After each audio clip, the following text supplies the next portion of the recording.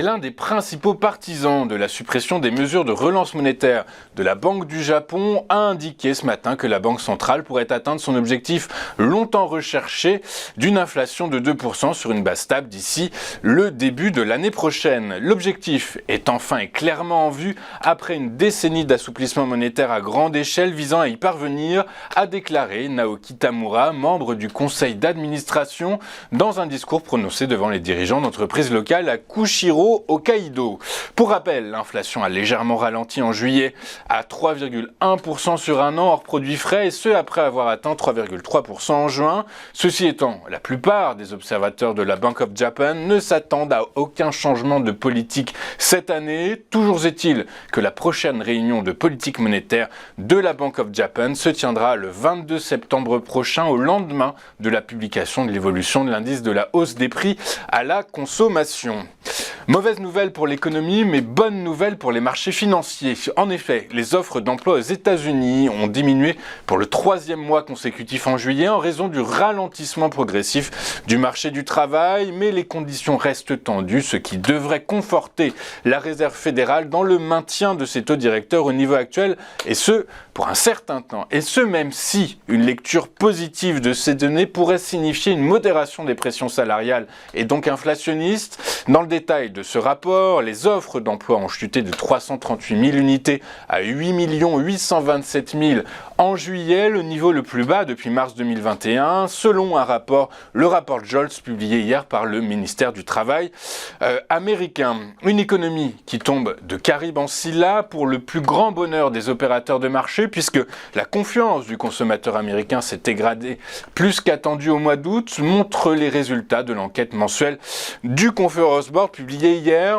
L'indice de confiance calculé par l'organisation patronale a reculé à 106,1 sur le mois qui s'achève après 114 en juillet, alors que les économistes ne prévoyaient qu'un recul autour de 116 après le chiffre de 117 annoncé initialement. Les volumes d'échange du Bitcoin ont atteint ce mois-ci leur niveau le plus bas depuis près de 5 ans, et ce alors que les investisseurs cherchent toujours des arguments solides pour revenir sur le marché. En effet, une récente analyse des données de CryptoQuant qui a étudié les échanges au comptant et sur le marché des produits dérivés démontre que le volume total de Bitcoin détenu sur toutes les bourses est tombé au début du mois à son plus bas niveau depuis 2018, et a eu depuis du mal à rebondir. Selon les experts, les volumes diminuent à mesure que les investisseurs particuliers quittent le marché. Par ailleurs, la période estivale a été particulièrement calme pour les traders de Bitcoin, mais la saisonnalité ne représente qu'une partie limitée de ce mouvement.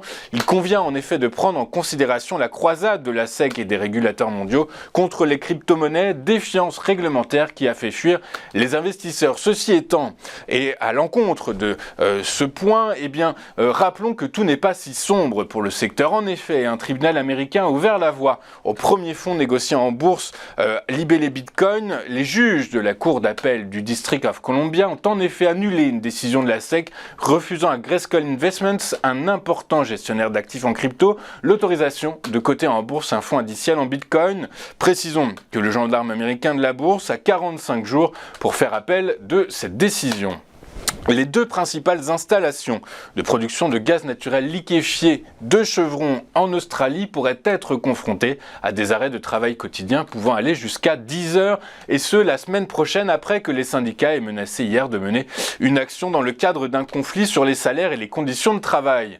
Il est important de noter que les projets concernés par ce mouvement social, Gorgon et Wheatstone, représentent plus de 5% de la capacité mondiale de GNL. À toute fin utile, je vous rappelle qu'une action similaire menée l'année dernière par la même alliance syndicale contre Shell sur son site flottant de GNL Prélude au nord-ouest de l'Australie a coûté à l'entreprise environ 1 milliard de dollars. Mais avant de poursuivre le fil de notre émission, regardons ce qu'il s'est passé sur les principales places boursières de la planète hier. Et en Europe, les investisseurs ont particulièrement apprécié les statistiques macroéconomiques américaines qui montrent une baisse significative de la confiance des consommateurs. Alors, vous n'êtes pas sans savoir que la consommation est le moteur moteur de l'économie américaine, ce qui nourrit ainsi la probabilité d'un ralentissement de l'activité qui sera probablement nécessaire pour maîtriser l'inflation. Par ailleurs, suite au rapport de Jolts, le marché de l'emploi montre des signes de ralentissement. Or, un marché de l'emploi fébrile suppose une baisse des salaires, donc le recul de l'inflation. Mais prudence n'est que l'euphémisme de peur. Les craintes ne seront dissipées que jeudi,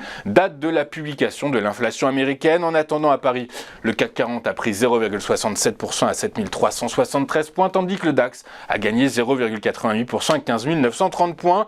Le FTSE s'est lui apprécié de 1,72% à 7464 points, stimulé par l'annonce selon laquelle le gouvernement britannique abandonne certaines protections environnementales de l'ère européenne pour aider à accroître la construction de logements en Angleterre. À New York, les marchés boursiers américains ont clôturé en hausse, boosté par des statistiques macroéconomiques suggérant que la Fed pourrait faire une pause dans sa politique de hausse de taux. Le Dow Jones a pris 0,85% à 34 852 points. Le S&P 500 a gagné 1,45% à 4 497 points. Quant au Nasdaq Composite, il s'est lui apprécié de 1,74% à 13 943 points. En Asie ce matin, la bourse de Tokyo a fini en hausse à 32 333 points et le Topix a lui pris 0,45% à 2313 points. En France, seuls les services aux consommateurs et l'énergie ont cédé du terrain hier. Ils ont respectivement reculé de 0,35 et 0,03%. A l'inverse, la tech a pris 1,6% et les biens de consommation 1,15%. Alors que le SBF 120 a pris 0,69% hier, Nexity a fini en tête de l'indice à la faveur d'un gain de 3,63% à 15,15 €. Le titre Carrefour ferme la marche sur le SBF 120 avec un repli de 4,55% à 17,40 €. L'action du distributeur serait dans la tourmente alors qu'un de ses fournisseurs au Brésil s'approvisionnerait auprès d'un éleveur accusé de déforestation en Amazonie.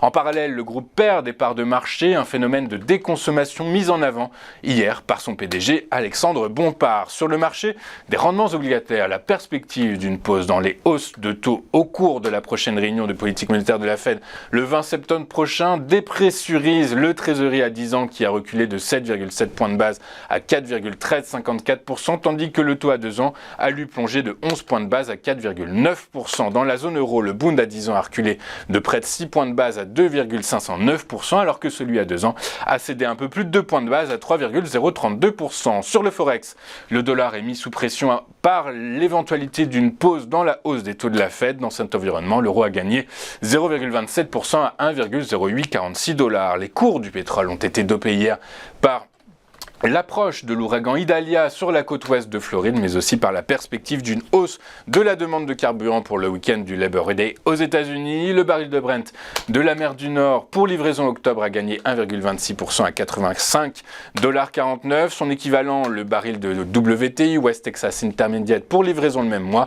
a augmenté de 1,32% à 81,16 $. Enfin, côté crypto, le marché a positivement réagi à une décision de justice qui pourrait ouvrir la voie à un ETF Bitcoin.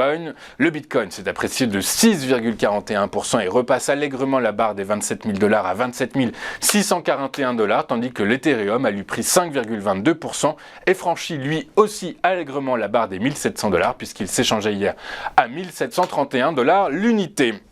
Nous allons marquer une toute première pause dans cette édition du 30 août et juste après, nous vivrons en direct l'ouverture de la séance à Paris, une ouverture décryptée et analysée par Mathieu Driol. A tout de suite sur Téléfinance.